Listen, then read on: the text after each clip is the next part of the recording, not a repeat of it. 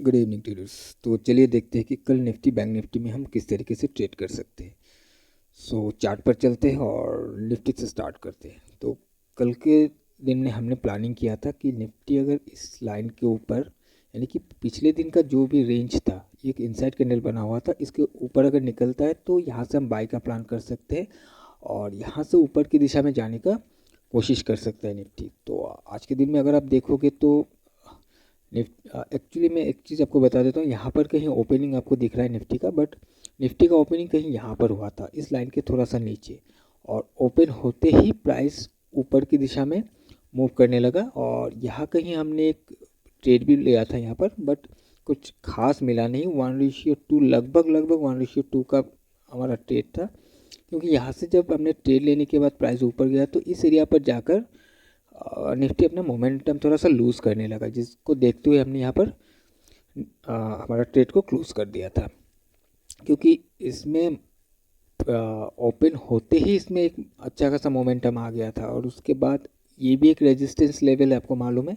तो यहाँ पर जाकर थोड़ा सा स्ट्रगल करने लगा, तो कुछ खास हुआ नहीं है।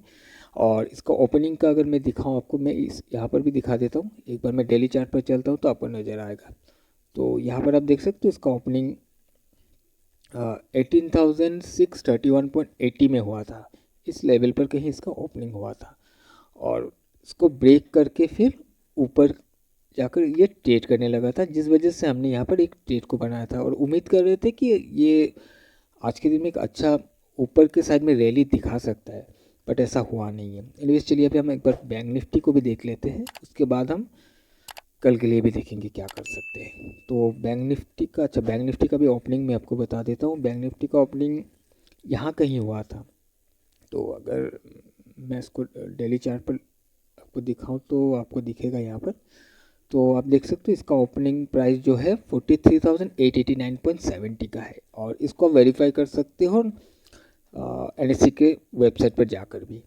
तो क्योंकि कुछ कुछ लोग अभी बताएंगे कि यहाँ पर साफ साफ चार्ट पर दिख रहा है कि ओपनिंग कहीं और है और मैं कहीं और बता रहा हूँ, राइट।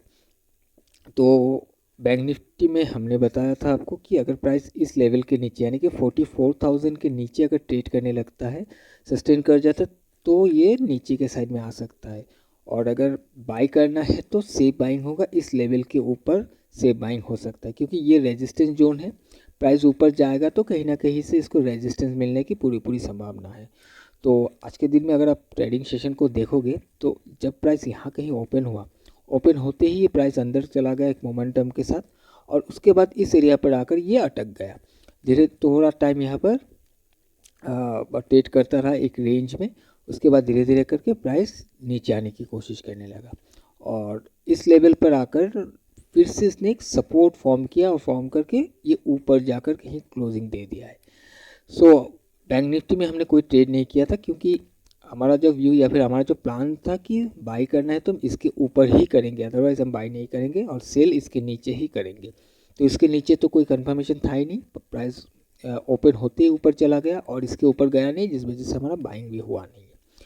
अब चलिए हम देख लेते हैं कि कल के दिन में हम क्या कर सकते हैं। तो हम फिर से निफ्टी पर चलते हैं और निफ्टी में सबसे पहले देख लेते हैं।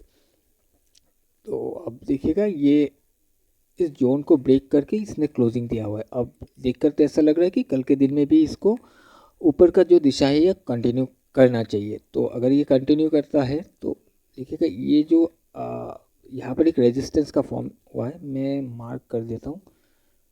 इस लेवल को मानकर आप चल सकते हो 18,718। ओके, इस एरिया के ऊपर प्राइस अगर सस्टेन करता है, सपोर्ट फॉर्म करता है, तो यहाँ से फिर एक अच्छा खासा बाइंग हमें देखने के लिए मिल सकता है।